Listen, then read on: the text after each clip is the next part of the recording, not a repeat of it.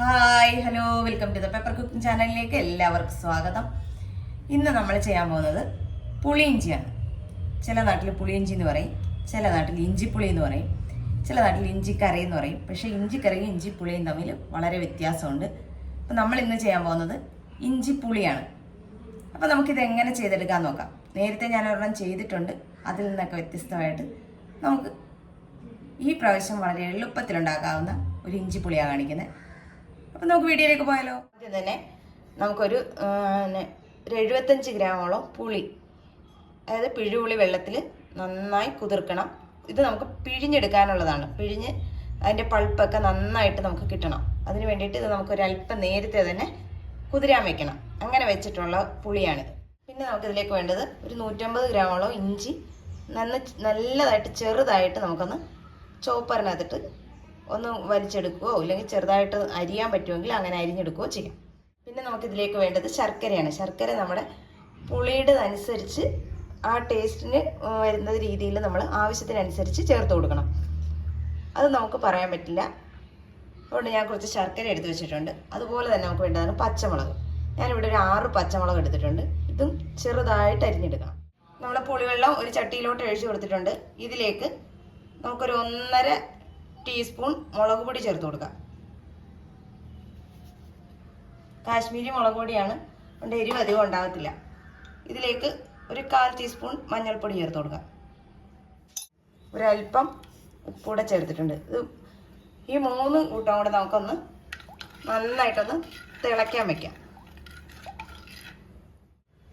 ഇനി ഇതിവിടെ നിന്ന് നന്നായിട്ടൊന്ന് തിളച്ച് വരട്ടെ. ആ സമയം കൊണ്ട് നമുക്ക് ഇഞ്ചി എല്ലാം ഒന്ന് അരിഞ്ഞെടുക്കാം. ഇഞ്ചി നമുക്കത് ചെറിയ കഷ്ണങ്ങളായിട്ട് ഇച്ചിരി വലിപ്പത്തിൽ തന്നെ അരിഞ്ഞിട്ട് നമുക്ക് ചോപ്പറിനകത്തിട്ട് വലിച്ചെടുക്കാം. അതാണ് എളുപ്പം. നമ്മൾ കൈകൊണ്ട് കൊത്തിരിയാനൊന്നും നിൽക്കണ്ട.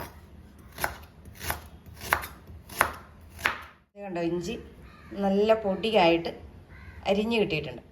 നമ്മുടെ പുളിവെള്ളം അവിടെ ഇരുന്ന് തിളയ്ക്കുന്നുണ്ട്. ഈ സമയം കൊണ്ട് നമുക്കത് ഇവിടെ ഒരു പാൻ അടുപ്പത്തോട്ട് വയ്ക്കാം. നമുക്ക് നമ്മുടെ ഇഞ്ചി എല്ലാം ഒന്ന് വറുത്തെടുക്കേണ്ടതുണ്ട്. ഒരല്പം വെളിച്ചെണ്ണ ഞാൻ അതിനകത്തോട്ട് ഒഴിച്ചിട്ടുണ്ട്.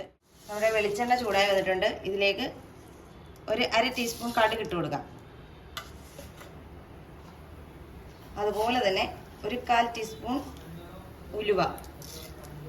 ഇതൊന്ന് പൊട്ടി വന്നോട്ടെ. കടുക് നന്നായിട്ട് പൊട്ടി വന്നിട്ടുണ്ട്. ഇതിലേക്ക് വറ്റൽമുളക് ചേർത്ത് കൊടുക്കാം. വറ്റൽമുളക് ചേർത്ത് കഴിഞ്ഞാൽ പിന്നെ മടിക്കേണ്ട നമ്മുടെ കറിവേപ്പില.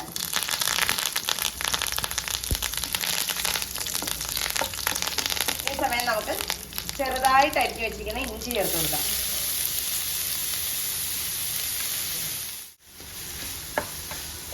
ഇഞ്ചി നന്നായിട്ടൊന്ന് ചുമക്കൊന്നും വറുക്കണ്ട, എന്നാലും ഇഞ്ചിയിൽ ആ ഒരു വെള്ളമയം ഒന്ന് വലിഞ്ഞു കിട്ടണം. നമ്മുടെ ഇഞ്ചി ഇത്രയും വെള്ളം വലിഞ്ഞത് മതിയാവും. ഇനി നമുക്കിത് നമ്മുടെ പുളി വെള്ളത്തിലേക്ക് ചേർത്ത് കൊടുക്കാം. നമുക്കിത് ഇഞ്ചി നമ്മുടെ പുളിവെള്ളത്തിൽ കിടന്ന് നന്നായിട്ടൊന്ന് വെന്ത് വരും. വെന്തിട്ടുണ്ട്, നമ്മൾ നിറം മാറാൻ നിന്നില്ലെന്നേ ഉള്ളൂ. ഒന്ന് മൂപ്പായി വരുന്ന വരും. എന്നാൽ കറുത്ത് പോകണ്ട, കളർ മാറണ്ട, ചേഞ്ച് ആകണ്ട, കളർ ചേഞ്ച് ആകണ്ട. ഇവിടെ ഇഞ്ചി ചേർത്ത് കഴിഞ്ഞാൽ തീ നന്നായിട്ട് കുറച്ച് വെക്കണം. ഇതുപോലെ പുളിവെള്ളമായിട്ട് നന്നായിട്ട് കുറുകി ഇങ്ങനെ തെറിക്കാൻ തുടങ്ങുന്ന സമയത്ത് നമുക്ക് ശർക്കര ചേർത്ത് കൊടുക്കാം. ഞാനിത് ഒരു ലേശം മാത്രമേ മിച്ചം വെച്ചിട്ടുള്ളൂ, ബാക്കി ചേർത്ത് കൊടുത്തിട്ടുണ്ട്. ഇനി നമുക്കതിൻ്റെ മധുരം നോക്കിയിട്ട് ഈ സമയം നമുക്കിതിലേക്ക് അരിഞ്ഞു വെച്ചിരിക്കുന്ന പച്ചമുളക് കൂടെ ചേർത്ത് കൊടുക്കാം. പച്ചമുളക് നിങ്ങൾക്ക് ഇഞ്ചിയുടെ കൂടെ വാട്ടി ചേർക്കണമെങ്കിൽ അങ്ങനെ ചെയ്യാം, കുഴപ്പമൊന്നുമില്ല. ഞാനിപ്പോൾ ഇങ്ങനെ ചെയ്യുന്നത് മാത്രം. ഇഞ്ചിയുടെ കൂടെ വേണേലും വാട്ടി ചേർക്കാം, അതല്ല പുളിവെള്ളത്തിനോടൊപ്പം തിളപ്പിക്കണമെങ്കിൽ അങ്ങനെയും ചെയ്യാം.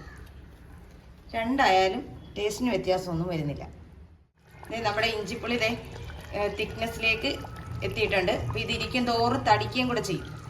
അപ്പോൾ അത് കണ്ടുകൊണ്ടാണ് നമ്മളത് എടുക്കാനായിട്ട്. അപ്പോൾ ഇതിന് ആവശ്യത്തിനുള്ള ഉപ്പും പുളിയും മധുരവും ഒക്കെ ഉണ്ട്. അപ്പോൾ ഇനി നമുക്ക് ഇതിനകത്തേക്ക് ഒരു സാധനം കൂടെ ചേർക്കാനുണ്ട്. 1/4 ടീസ്പൂൺ കായപ്പൊടി. അതുകൂടെ ചേർത്താലേ നമ്മുടെ ഇഞ്ചിപ്പുളി ആയി വരുള്ളൂ. അപ്പോൾ ഇത് തണുത്ത് കഴിയുമ്പോൾ നല്ല ടൈറ്റായിട്ടിരിക്കും. ഇനി അത്രയും വേണ്ട, ഇച്ചിരി ലൂസിലിരിക്കണമെന്നുള്ളവർക്ക് അങ്ങനെ. ലൂസിൽ അങ്ങനെ ആരും എടുക്കാറില്ല, കാരണം ഇത് തൊടുകറിയുടെ കൂട്ടത്തിൽ പെടുന്നതായതുകൊണ്ട് ഇത്ര ലൂസിലാരും എടുക്കാറില്ല. അപ്പോൾ ഇത്രയേ ഉള്ളൂ നമ്മുടെ പുളിയിഞ്ചിയുടെ പരിപാടി. ഇതെല്ലാവരും ഒന്ന് ട്രൈ ചെയ്ത് നോക്കണം. വീഡിയോ ഇഷ്ടമായാൽ ലൈക്ക് ചെയ്യാനും ഷെയർ ചെയ്യാനും കമൻറ്റ് ചെയ്യാനും മറന്നു പോകരുത്. നല്ലൊരു വീഡിയോ ആയിട്ട് കാണുന്നവരെ ടാറ്റാ ബൈ ബൈ.